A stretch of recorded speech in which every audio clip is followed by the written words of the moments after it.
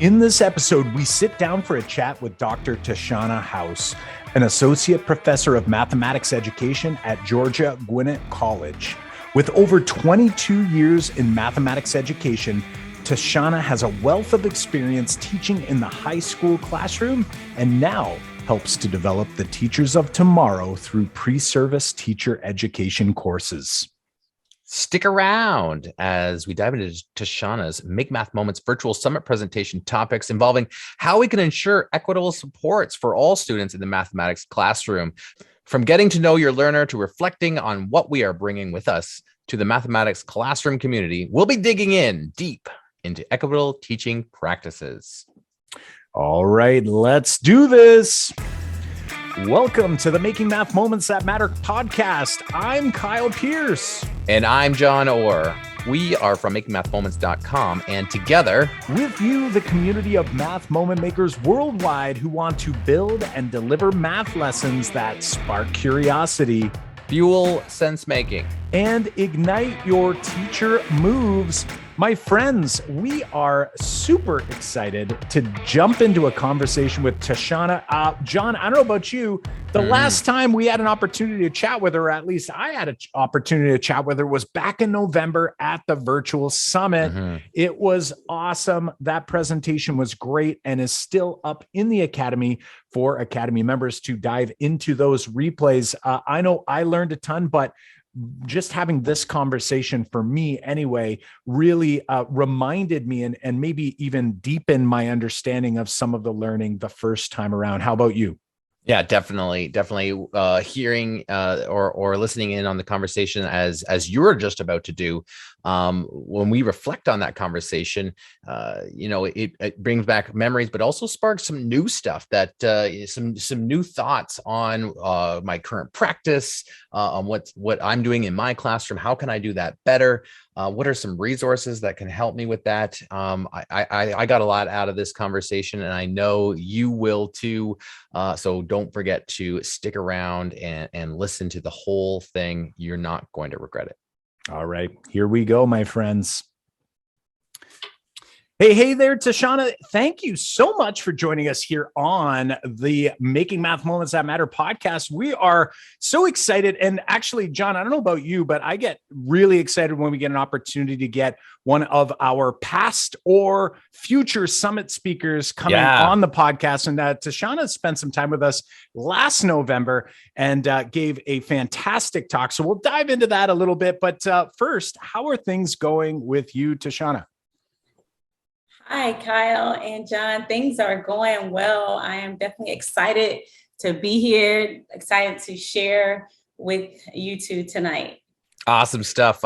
As we are also excited, like Kyle said, it's great that you did your session back in November. You're here to chat about that and more probably with us. So we are excited to share your what you've been thinking about, what's on the topic of your mind and what you're working with the people that you work with. So do us a little favor, Tashana. Can you tell our listeners? We know about you, but tell our listeners a little bit about yourself. Where are you coming from, and how long? Like, what's your teaching journey? Can you fill us in on some background there too, please? Definitely, most definitely. So I am coming to you all from the awesome state of Florida. I was born and raised in the Fort Lauderdale Beach, Broward County area.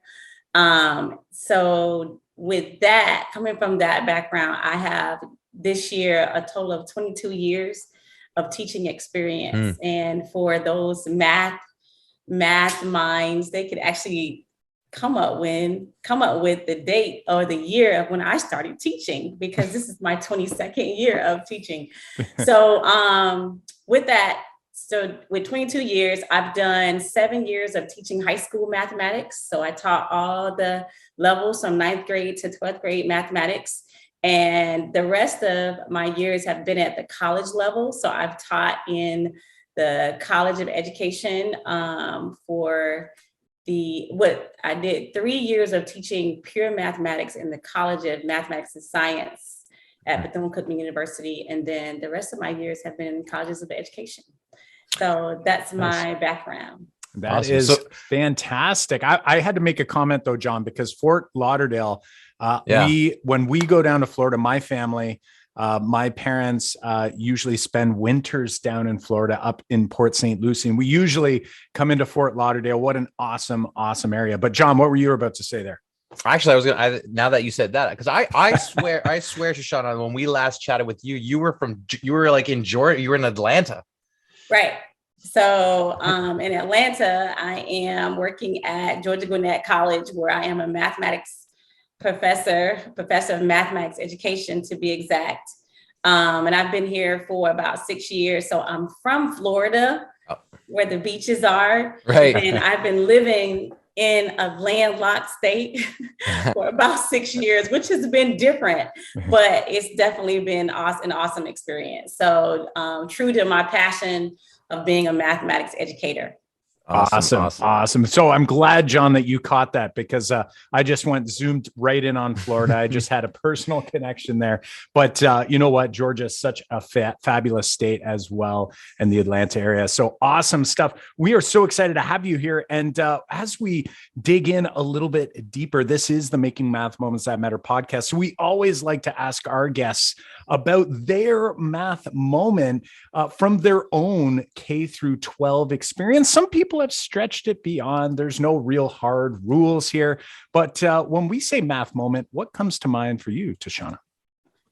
So for me, what comes to mind, and I've shared this during multiple presentations, but I was a little Black girl that was just really good at numbers. And was not just really smart all around, but then really, really good with numbers. So you're well-rounded, smart kid that was good at mathematics, but no one really paid attention to how smart this young lady was. And so until I got in the 10th grade, and this lady, my counselor in 10th grade was like, wow, I'm really recognizing how well, you could definitely be in advanced level classes. And so so I'm thinking you're not being challenged. And so with that being said, she put me in the 10th grade in all advanced classes. So prior to that, this smart, highly gifted young lady, her potential was not recognized until that counselor said something. And when I was placed in the advanced classes, I am reminded of this geometry math class that really sparked my just everything. Like, really, really smart girl. But when I got into this geometry class, it captured everything about my learning, who I am, what I love, my passion. And the awesome thing about the geometry class is the teacher didn't teach. I guess I shouldn't say she didn't teach.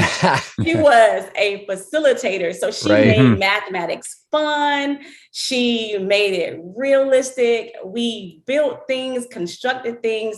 Most of all, we discovered mathematics. We discovered the theorems, we discovered the postulates, and so on and so forth. So it was just a different kind of experience that I had not experienced before. And so from kindergarten through 9th grade, I had not experienced that type of learning environment or experience prior to that experience. So that is my math moment, when I was in a geometry class and my potential had been sparked.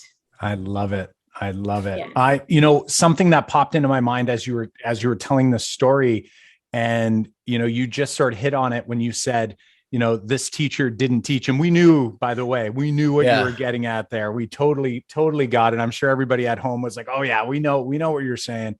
Now I'm wondering, and we usually like to ask like how this impacts you as a teacher or facilitator, right? As you're saying, I'm really curious also, was that potential not recognized or realized due to how the math was being taught? Or was it, what was it like, potentially like, being like discrimination, or like, was it a combination, or are you unsure? Like, I'm curious. And then how does that influence who you are as an educator to ensure that that doesn't happen to any students in your class, or at least at minimum anyway? So I think to answer the question about how and why it was, I don't know all the answers, but I can like make some speculations based off of experience and research and, you know, just different things over time. You know, and I think I can make the connection when I talk about my brother, who also came from the same background, same home as me, or what have you. And he wasn't like your excelling type student. So we were like two opposites.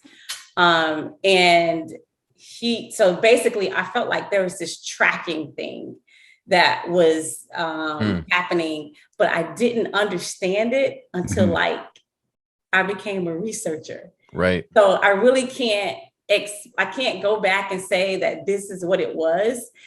All I can say is I believe I lived some things that I'm reading about in the research and the language. And so now because of that, I speak to it when I talk about equitable teaching practices, mathematics interventions, and choosing appropriate tasks for students, and sparking students' interest, and why student engagement should be at the forefront. Student engagement and student relationships, those should really be at the forefront of our teaching of mathematics. Yeah, it is an interesting thing that you probably, like you said, you probably at the time didn't realize what was happening, but now looking back, you can see, I think that's what was happening. You know, like I maybe wasn't placed there because of this reason or that reason, and it definitely, when you make that comment, it's like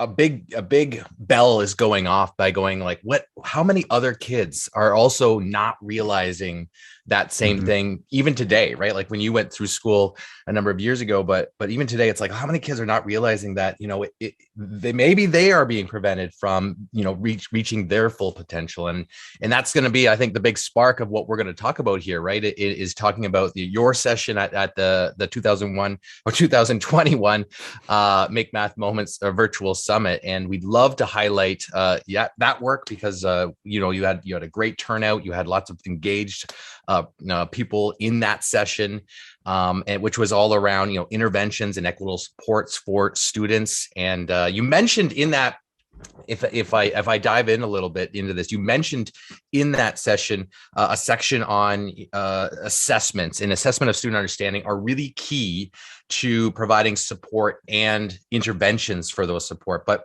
I think what you said there were some key components of assessing student understanding, and I'm wondering if, like, what are some of those key components of assessment? Because I think we all are wondering about, you know, how do I assess my students in the best possible way? What does assessment really mean? Sometimes some of us are probably still grappling with that. And then also, like, when is the best time to perform some of these assessments? So this is awesome. So assessing for appropriate intervention. So basically, some of those components include, number one, ensuring that the assessment is aligned to a particular learning goal or a particular standard. So that's key, you know, because we have to have a backing for what we're looking for. So aligned to a learning goal standard, and then that learning goal have specific learning targets. So identifying what is the target that you are assessing. So I got this standard and I need to assess these learning targets or this particular target. And if you're going to assess that target, you want to ensure that it is accessible to the learner. So that means the learner has to have access to it. And in order for the learner to have access, number one, they definitely it needs to be something that they can enter. It needs to be a task that they can start, that they can begin, no matter what level they're on, but they can enter the task, enter the assessment, enter whatever it is that they're dealing with or working with during the the assessment. And then I really believe another piece that we need to think about is the balance of cognitive demand when we are writing assessments. So ensuring that the task or the assessment has an opportunity for students to not only engage in recall or memorization, but also a task that's going to engage in deep thought, deep thinking, that's going to get them to provide their way of reasoning or bring their way of reasoning to the assessment, so that allows you to really get an understanding for where that student is for that particular standard, for that particular learning target, and so on and so forth. Yes. I love that. I love that. And, we're jotting down our points here, and this is bringing back memories from the session, which is great. I hope that some of our listeners who saw the session already are going, oh yeah, these are some of the pieces that you brought up, which I think is so key. So you brought up, there's a lot there to unpack. And, something that really resonated with me was just about this idea of like having a task essentially that is accessible for all students, but then also, does have some cognitive demand there so that you can actually see where students are and what that sort of looks like or sounds like to me. And, maybe you can help us and shed some light on this is, picturing a task where, some students might be able to enter with, say, counting strategies, whereas other students might be thinking additively, other students might be thinking multiplicatively, other students might be fluent with, ratios and rates or whatever it might be, depending on the task, but where all students can actually enter it, can engage with it. And then I guess in my mind, what I'm picturing is when you do that, then you can get a better sense of where they are. Whereas if it's a very closed task, if it's, only accessible by those who can actually do the task, then you're not really learning much about where a student who's struggling is. And I'm wondering if you had any, like, if we can go deeper on that, like how would an educator who's sitting there going like, whoa, maybe I haven't thought about this yet. Maybe I haven't, read or been introduced to this idea in their own professional learning. Like how does someone get started with that work? Is there anywhere you might point them or any ideas to help them with that? So that's great. And I love the way, Kyle, the way that you just kind of summed up all of what I was saying in there. Like you just kind of brought it all home and brought it all together. Like that was awesome. And to provide a response to your question, I think what I want to say is definitely getting to know your students. Like that's huge. So there's two major pieces in that is, number one, you got to like knowing the content, having a keen understanding of the content, but then also knowing the learner. Those two things coupled together are going to allow us to really be able to assess who and where they are with a particular standard. And so getting to know your students, there are different ways to definitely go about doing that. It all depends on the person. It depends on the students, it depends on all these different factors. But number one, just having a conversation with them. Right. That's what that counselor did for me. That counselor brought me to her office. We just sat down and we had a conversation. We just talked.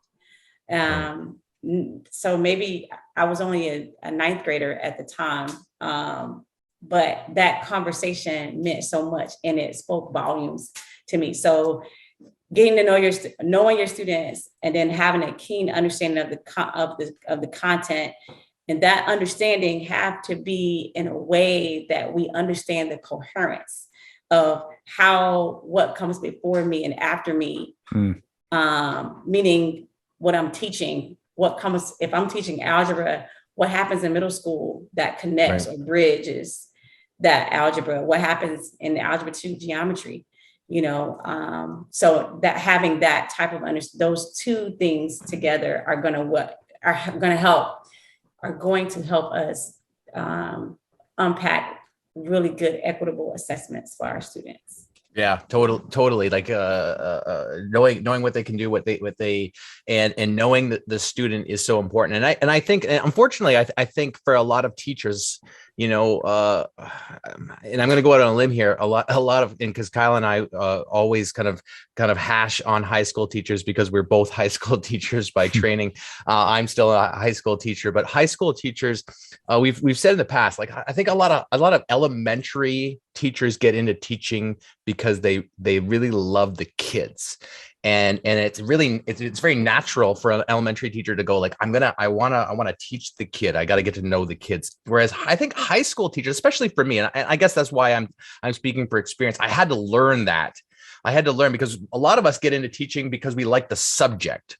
We like mathematics. We had an affiliation with it. We were like fell in love with mathematics, and then we're like, I want to pass that on to kids. So when I first started teaching, it was that love of mathematics. I tried to share that love by being really excited about mathematics.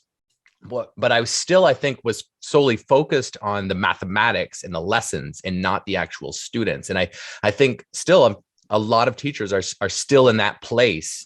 So I'm wondering, Tashana, if you can fill in some gaps for those people. Like, I know that most listeners of our podcast are probably teachers who already know that they have to teach kids and have to understand and get to know students. But I'm wondering if you can compare and contrast, like, think about a teacher who is only focused on the mathematics and not the student, and what they're missing out on, for assessment, for helping that student along, versus a teacher who is solely focused on helping that student and getting to know that student. I wonder if you could like paint us a picture of like what this teacher is missing out on, like my old self, what was I missing out on versus having a teacher who what you're saying should be doing for these equitable teaching practices. Awesome. Great. So just to answer your question, so what are some teachers missing out on? Number one, you miss the opportunity to really, what word am I looking for? It's like you miss the opportunity to really connect with the learner, connect the content with the learner. Because when we think about it, and John, you said it well, is that we were math teachers because we are math teachers because we're just really good at the numbers. We love the math. We just understand all that stuff, right? And we get excited about it. But there are so many kids that are not just naturally excited like we are, like there are kids that they're going to look at you and just be like, okay, what's the point? Yeah. Why am I learning this? And so if we're not connecting them to it, then we're missing that moment. We're missing that opportunity to be able to connect the math to the learner. And I'll say, when I was a freshman and I was in an algebra class, I learned a lot of, I'm really good with the numbers because we are good naturally as math teachers. It's like I was going through the motions, just doing a set of procedures, a set of problems. And I felt sorry for the kid. I got it. Like it was easy for me because I was in a regular math class. It wasn't advanced. It was regular. So you got this really bright, gifted math girl in a math class, but all of the people that were in that class, they were like 1 or 2 grades ahead of me. I'm like the only freshman. And I got it. I understand it all. So saying all that to say is that these kids were just learning a bunch of procedures and there was no connections, no anything. And there was like behavior problems in the class. This little shy little Black girl who was really good at everything. I just kind of stayed in my desk. Zone. I just was in my little space until I reached that geometry class where this teacher connected it all. Like we were building cities with the content. So we discovered all this geometry, and then we began to build cities. So think about what will happen what will you need in your city for your city to operate. So then you start to think about all these different components, so that's what you miss out on. You miss out on the opportunity to connect the content that you are so excited about with the learners that are sitting in front of you. When you connect those things, then that's when we can provide equitable teaching practices and equitable assessments for kids. I love that. And like what I'm envisioning as well. And this is kind of what came into my mind as you were describing that is, it's like students, they pick up on those things, like even if it's nuanced, right? But if you're learning about them and they feel like they're a part of it, right? And especially if they feel like the math and how you're teaching and how you're delivering or how you're speaking directly to them connects to their learning, right? And you talked about how important it is to engage our learners. And, you just think about that. If it just feels like, this is the same lesson that Mr. Pierce does on every day 38 of this course, no matter who's in front of him, then they don't feel that connection. But, when they sort of feel like the content is evolving based on what's happening in the classroom, right? And what the students are doing, that is so important.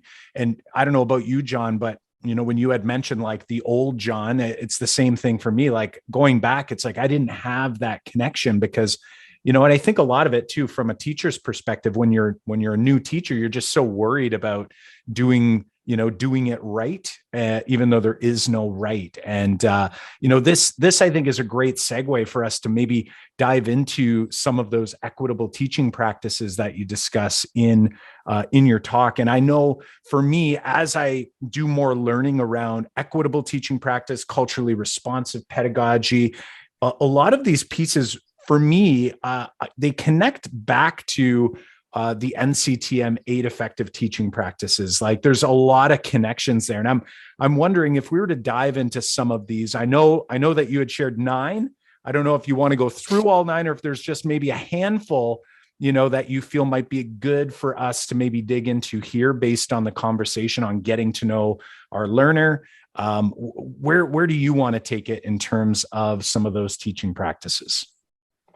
Well, I think what we can do is definitely we can focus on a couple of them. I think one is drawing upon the funds of the students' knowledge by, definitely just getting to know them and inviting their ways of reasoning to the learning process.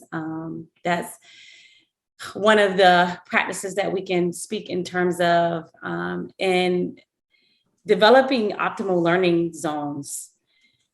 Within that environment, it's kind of like establishing classroom norms in which, in order to develop an optimal learning zone, there has to be this thinking where we have the students and their way of doing, and the teacher and his or her way of doing, and we come to a medium for how we can operate in this environment. We talk about this is who I am. And so it gets back, it connects very nicely to culturally responsive teaching.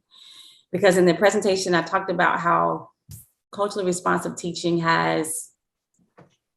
there's two dynamics. We have the teacher characteristics and the instructional practices. And so the teacher characteristics lends itself to number one, not only this helps us to develop these optimal learning zone, is number one, having an understanding of who you are, yourself, your own biases, what you bring to the table. A lot of times we think that we're not biased, but in actuality, we do bring certain things from our upbringings, from our experiences to the learning tip, and same vice versa with our kids, the kids as well.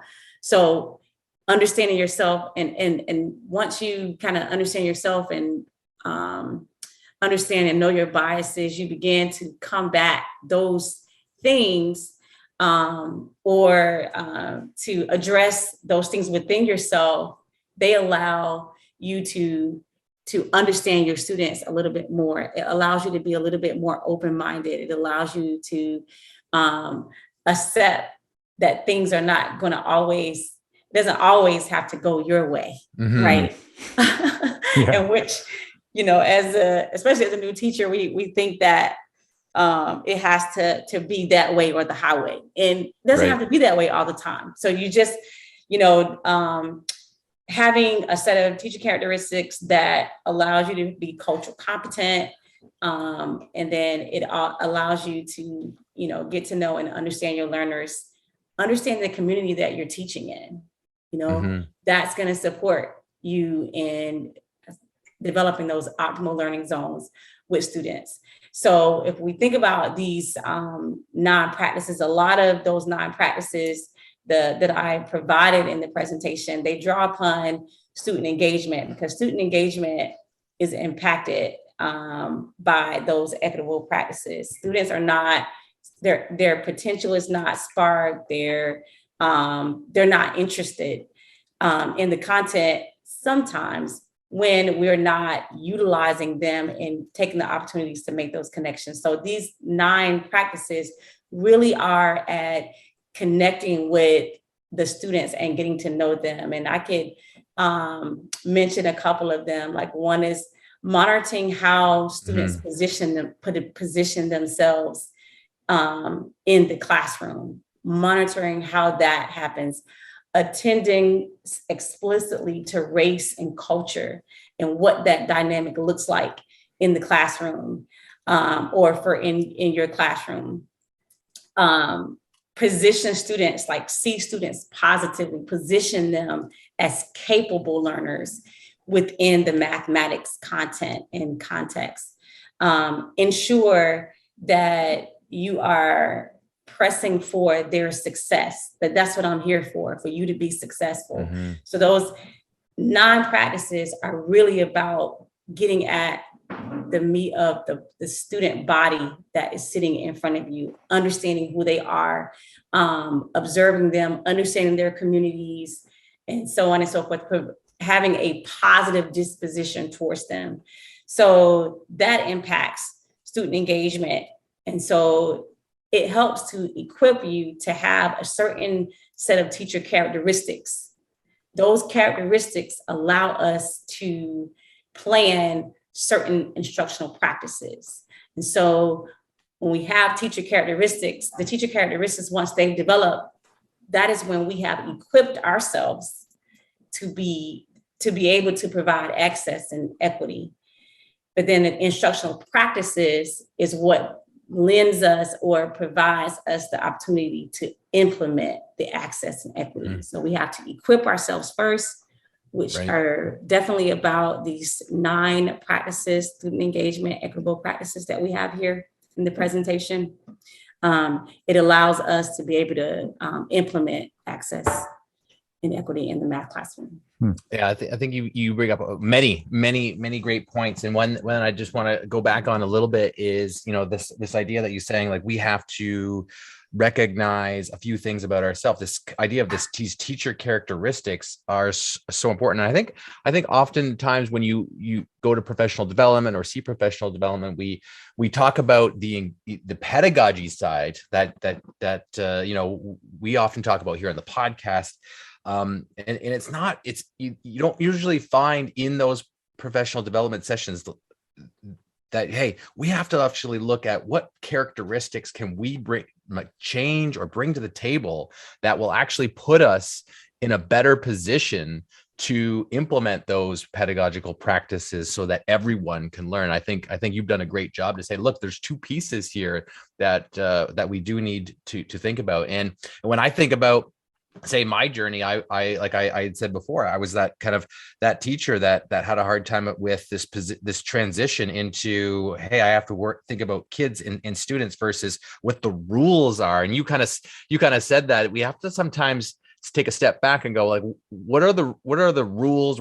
It's my way or the highway, right? It's like, these are the things that we're going to put in place in our classrooms because we're going to, make sure everyone follows these rules. And sometimes those rules don't need to always be applied, especially if we're trying to focus on the individual students. And I think that's one of the biggest things I've learned. So over the last 10 years of my teaching. And I know that I think one of the hard things, I think new teachers or even older teachers or veteran, let's call them veteran teachers. I was going to think older teachers, John. Veteran teachers have. I think what I hear is say in the staff room or at a department meeting and is that teachers stick to the rules no matter what. Like for example, following the late policy. Someone's late, and you write down how many how many lates do you get, and you got to follow the late policy. You got to turn them in. They're going to get detention. They're going to get suspended for so many lates. Instead of thinking, okay, well, this student is late. Instead of just marking them late and saying you're late, sit down, let's get going. It's like, why are they late? Like what's going on to cause that? Like, why don't we get to the root of this problem? But I think these teachers who are, I've got to follow the rules. And I know that a lot of listeners of the podcast are working with teachers who are like that. We got like, hey, we might need to change some things if we're going to steer towards helping kids versus always helping the mathematics. I think what those teachers are worried about is like this loss of control. Like if I give in on this one idea, right? If I give in on like the late policy, then what's next? Where do I draw the line? And it's like, it's hard. I guess it seems hard for these teachers to go, okay, I can't do that because all of a sudden I've lost control and now I don't have control of my class. And I know that what is really control, right, Tashana? It's like, what do we say to these teachers who are like, I guess the teachers who are helping these teachers? Like, what advice would you say to a teacher who's like, I can't do that. I can't focus on bending rules to help this kid because I'm going to lose control of my class. Right. That is that is definitely a great question. And what it makes me think about is this idea of classroom management, right? Mm-hmm. So in our teacher education programs, we often talk about how important classroom management is and ensuring that you have your policy, you have these rules. But to be honest, it's hard to teach classroom management. And even at 22 years of teaching, it's hard to teach that.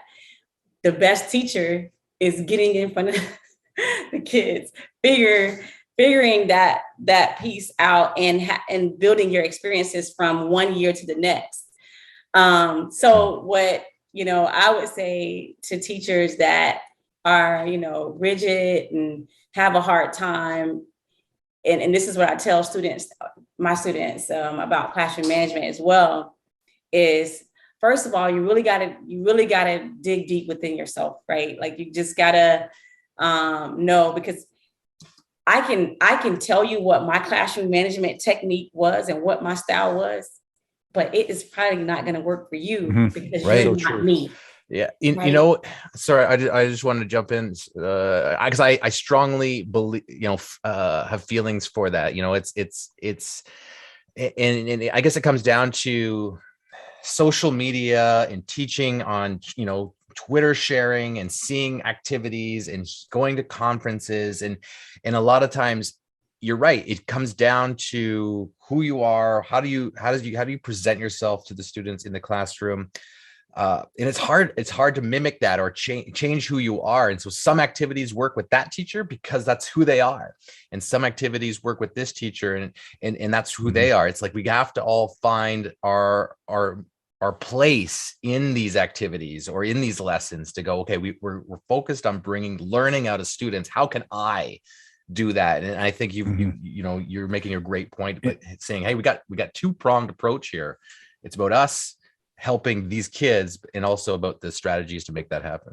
And, there's a couple things that popped into my mind as well. And it really comes down to, I think having, you used the word norms earlier, Tashana, and I think co-developing this with students and building that culture, I think goes a long way as well. This is something that, again, I never knew how to do. And like you had said, it's hard to sort of, teach pre-service teachers what that looks like and sounds like, but it once it happens, right? Like once you've got there. And it's like, if students believe that you truly care about them and that you want the best for them, and having norms such as, hey, listen, we always respect the speaker. It's not about respect the teacher. It's about you respect the speaker in the class. You respect everyone in this classroom. And it's like, as that happens, and of course, some students are going to have bad days and, maybe slip up here or there and those types of things. But, I think it makes, if the rules aren't so, cut and dry right from the start, and it's more about the big idea. Like if it's more about, usually rules are put in place so that a certain thing happens, right? Like, so, but if we focus on the bigger idea, then it gives you a little bit more leeway, I feel, so that you can be a little more responsive depending on, who you're working with, the day they're having, or, whatever it might be. It just sort of gives you a little bit of that freedom. And, it doesn't have to be the same for everyone, right? Like that equity, right. Equal or equitable is like a very different sort of way to look. Or fair. People who say like, fair, I need to be fair to everyone. Well, what's fair? Mm-hmm. I always think about that. It's like, well, is it fair that some students got breakfast today and other students didn't? That doesn't seem fair to me either. So, we have to look at things differently for different students. So I know for me, I've got so many more ideas I want to ask you, but John and I are really, really bad at sticking to our timelines to try to ensure that we don't keep our guests too long. So what I think we might do for now, and then I'm hoping maybe you'll spend some time with us at our upcoming virtual summit, and maybe get you back on for another episode after that as well. I'm wondering if folks are driving into work, or maybe they're driving home, or they're working out as they're listening to this episode. We've talked about a lot of big ideas here today. I'm wondering if there was one big idea or a big takeaway that you were hoping people get from this conversation here today. What would that be for the Math Moment Maker community? Awesome. So takeaway for me would be that if we are not taking the time, or we as math teachers don't take the time to connect the content that we love so much to the learners or the group of students that we have in front of us, then we're missing the opportunity for them to love the content that you love. Awesome. That's a great takeaway. And I think that sums up so many things, the ideas that we chatted about here, making sure that we connect the content to the learner. And we talked about some ways that we could do that. Tashana, thanks so much for joining us here on Making Math Moments That Matter podcast. Like Kyle said, we're gonna reach out to you with some details. We'd really love to have you back in the 2022 virtual summit. So we'll make sure we get you some of those details. And like you said, we'll hopefully come back on and chat with us some more. Awesome. Would love to. Awesome. Thanks so much. Friends, we will have all links and details in the show notes. If someone wants to reach out to you, though, just for those who are listening and don't make it to the show notes page, where could they find more of your work and reach out to you? You can reach out to me on Twitter. I'm at Howse, and that's Howse. Actually, let me redo that. It's TD as in Denise House. So TD House, Howse _math. Got it. Love it. Fantastic. We will include that in the show notes, as well as some links to some resources and wonderful things that folks can do some learning with. my friend. And for those Academy members who are listening, the replay of Tashana's session is in the Academy. So make sure you go check it out if you haven't had a chance to yet. We definitely learned a ton, and I hope everyone has learned a ton here with us today. So thanks for spending some time with us in the Math Moment Maker community, and we will see you soon. Okay, Tashana? All right. See ya. Take care. Have a great night. Bye.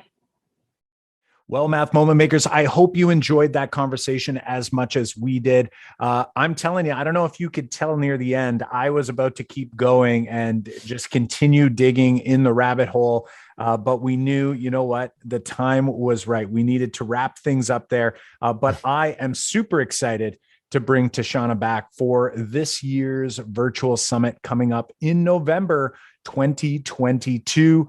And John, like you said on the intro to this conversation, lots of new learning here, deepening my understanding and just sort of, thinking about things a little bit differently. I don't know about you friends at home, but what are you going to do in order to reflect on your learning here today to ensure that it doesn't wash away like footprints in the sand? Are you going to write a note? Are you going to, write a social tweet? Are you going to chat about it in the teacher lounge tomorrow?